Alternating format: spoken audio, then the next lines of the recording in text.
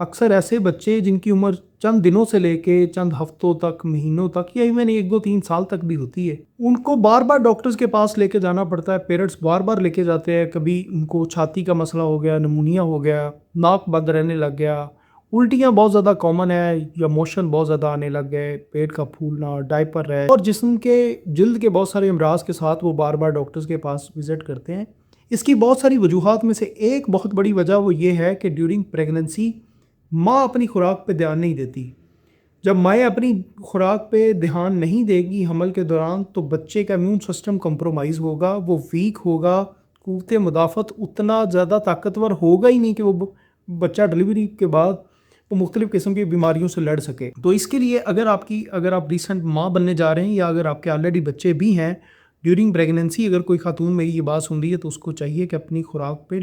لازمی توجہ دے، تاکہ آنے والی نسل جو ہے وہ ایک صحت مند زندگی گزار سکے.